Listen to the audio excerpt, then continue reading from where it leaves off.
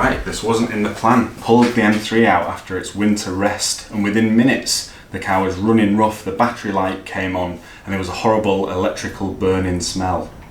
After that, it completely died, absolutely unresponsive. Now, with these cars, they actually can go quite haywire if there's anything wrong with the alternator. You can get all manner of lights coming up on the dash like a Christmas tree.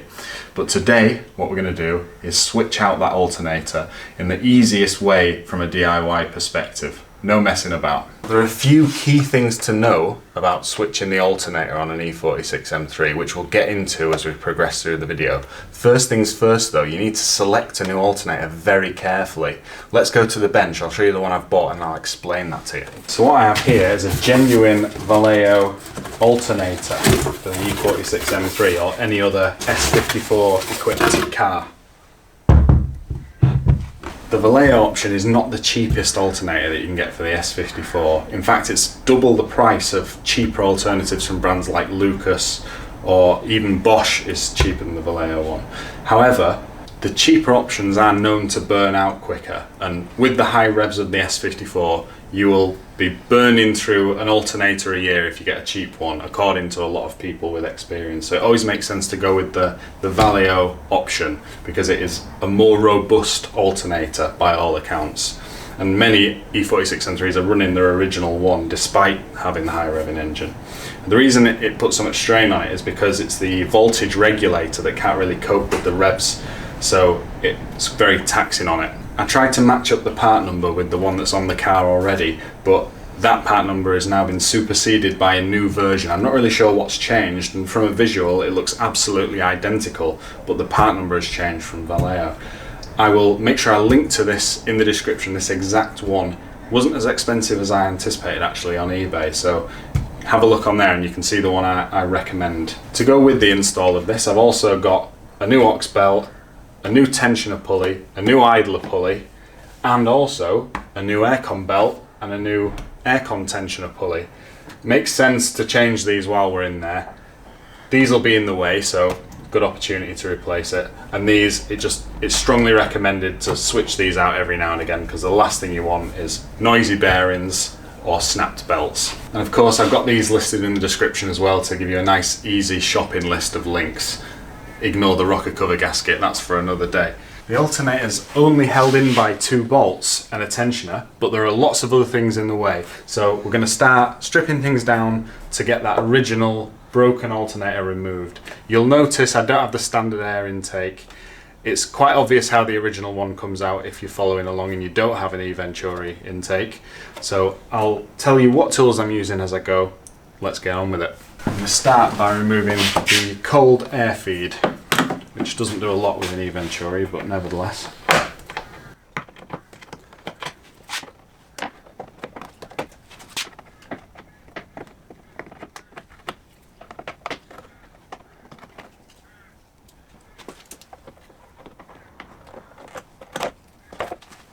Now I'm going to remove the exhaust side cowl.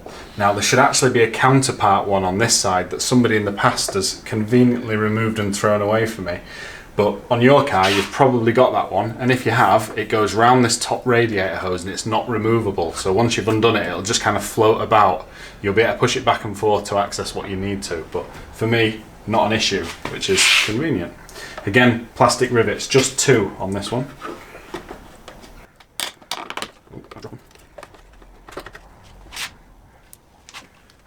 There's another one down here.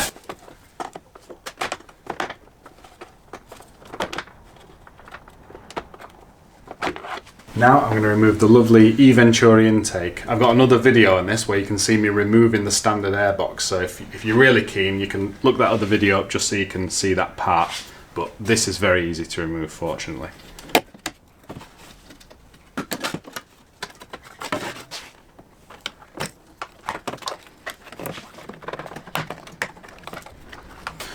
Got a 10 screw here.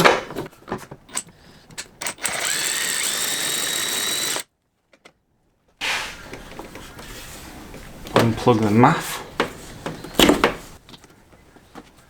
Big Jubilee clip.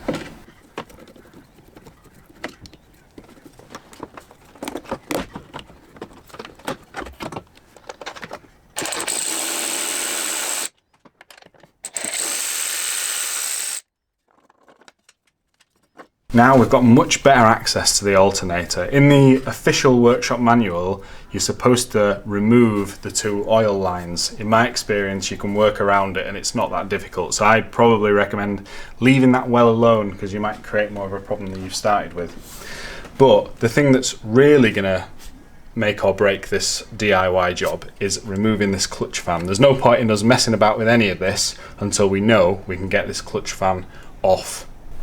So this viscous fan is screwed onto the nose of the water pump, and it's screwed on via reverse thread, so when it's spinning with the engine it's tightening and it won't spin itself off. Now these are notoriously difficult to remove if they're original or if they've been on for a long time. This one has been recently installed, so I'm very confident it's going to come off. There's a proper tool to do this with, but I'm going to show you a way to do it with a big sturdy screwdriver and an adjustable spanner. So what you need is a 33mm spanner for this hex. If you've got a nice long spanner, you'll be off to a good start. I've only got this one, annoyingly, but I've got a little trick for extending it. And I'm going to use a 27 socket on an extension, and that'll just give me a bit more leverage, which you probably will need for this if it's been in for any length of time. Now to lock the water pump still, because what will happen while you're trying to rotate that nut, you'll find you start turning the water pump and it'll be slipping on the belt, and it's very, very annoying. So to lock the water pump in place, it's got 4 screws. You can wedge a sturdy screwdriver in between the heads of those screws to hold it in place, so you end up in a situation where you're holding it in place with the screwdriver and turning the spanner the reverse thread direction to try and spin off that viscous fan.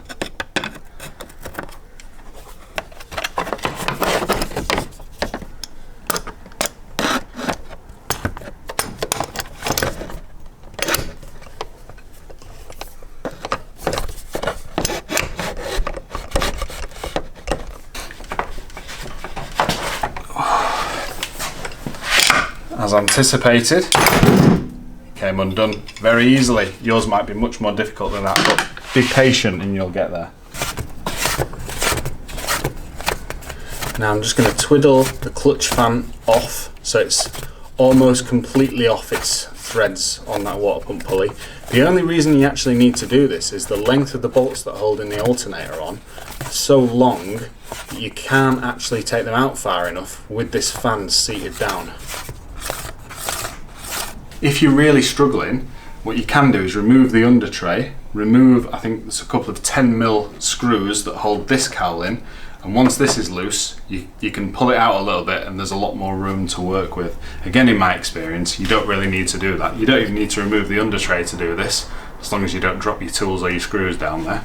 Now, before we start actually trying to remove that alternator, it makes really good sense to do ourselves a little diagram of where that aux belt actually routes, because they can be very, very fiddly. I've mapped it out here. Maybe you want to pause the video and have a look at this, but you've got water pump on this side, idler pulley, the alternator itself, tensioner that's in the middle, got the crank here, and here is the power steering. First thing we're going to do is release the tension on that aux belt, which is an 8 Allen key. It's a hydraulic tensioner, so it'll feel very stiff at first, but once you've got it moving, it'll be easier. Excellent. So I'm just going to slip the belt off.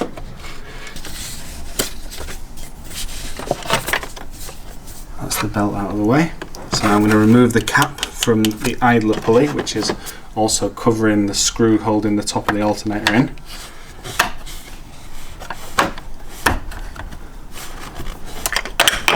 Brilliant. The bolts are 16 and it's very long. This is one of the ones that would have been stopped by the clutch fan if we'd left it all the way.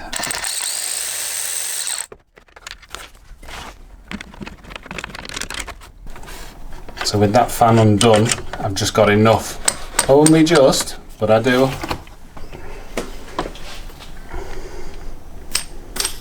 I'm glad I'm replacing it. So I've got the bottom bolt, which again is a long 16 turning, so the alternator is moving, pivoting on that bolt. But before we go any further, so we don't put tension on the electrical parts, let's get the power undone and the connector.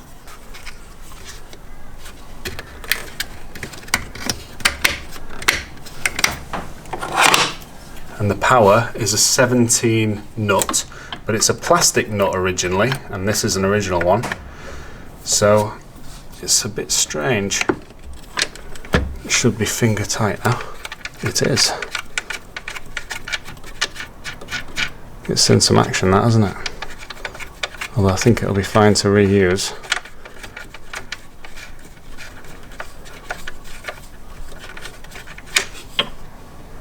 Right, let's take the bottom bolt out.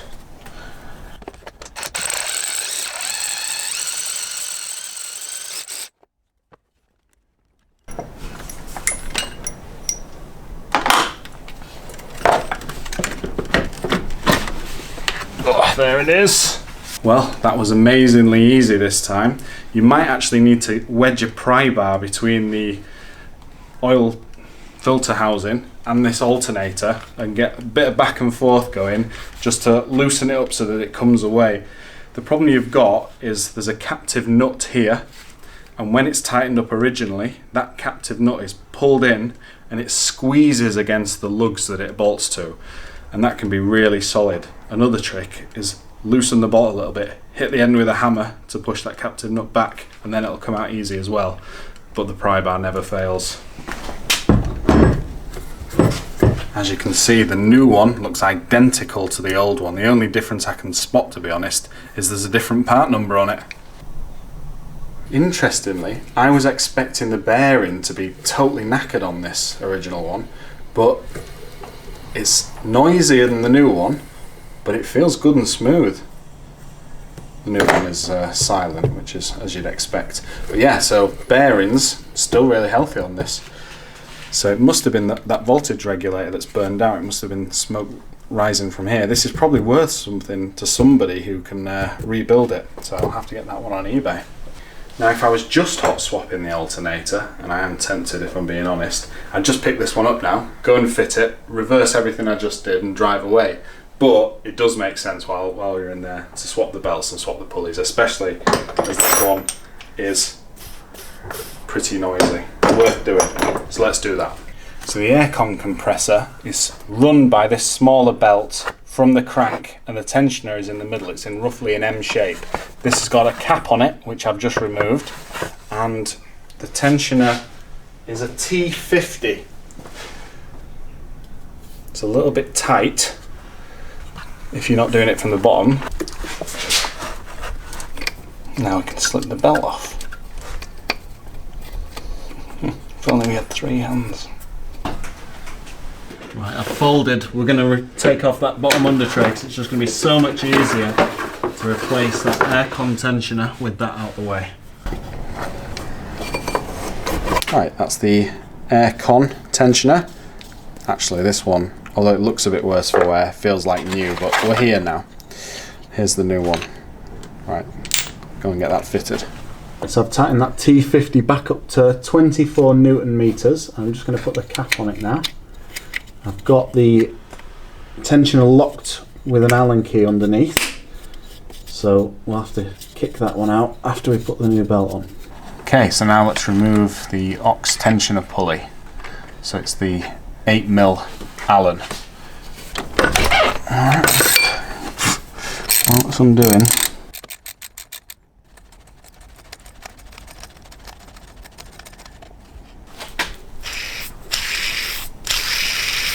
Really did want replacing that one.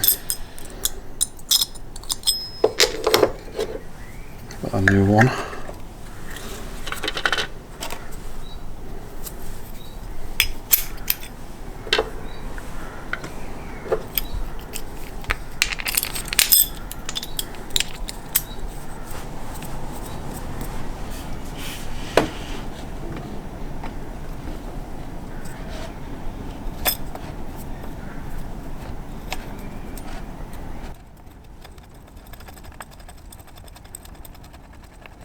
I've hand tightened that, and I'm going to torque it to 24 as well, like I did the other.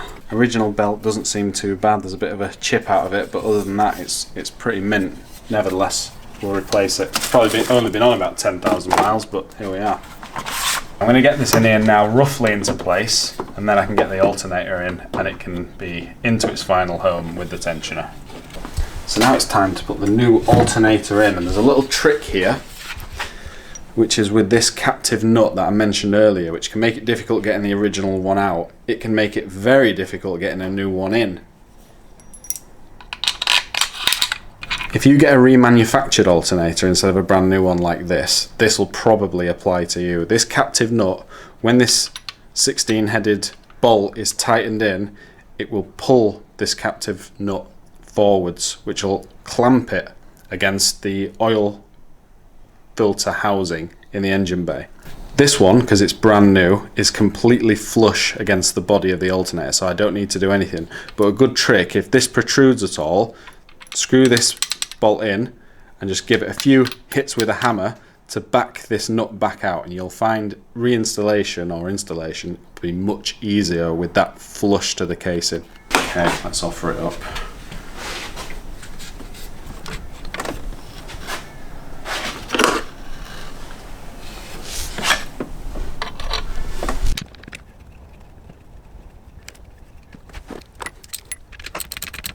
Right, I won't tighten it all the way yet. Next I'm going to put the electrical connectors on.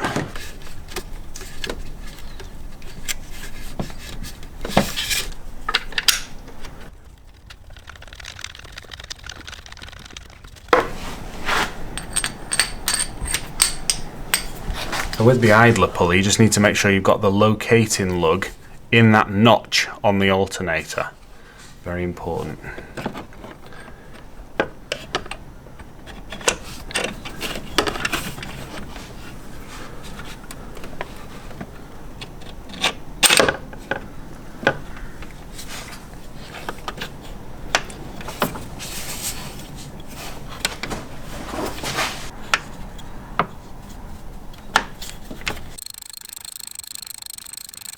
This one goes up to 21 Newton meters, as does the bottom one, which we're about to go ahead and tighten.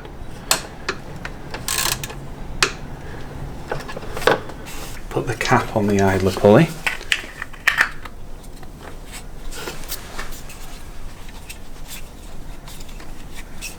Nice. Now I need to release the tensioner again. Get that belt routed. I use my handy diagram to make sure the belt's routed correctly. I'm now happy with it. So now I'm going to stick the AC belt on. Probably going to be easier from underneath. So I'll get cracking. So having fitted the new alternator, I got the car started to confirm the two belts were running true, which they were. I also used a multimeter to confirm the car's charging. So what you're looking for here is somewhere in the region of 14 to 14.5 volts at idle. The M3 is now back to normal and running sweet again, thank God. Don't forget to check the description out for the full parts list and links, and do subscribe if you're interested in what's next for this M3. Thank you very much for watching.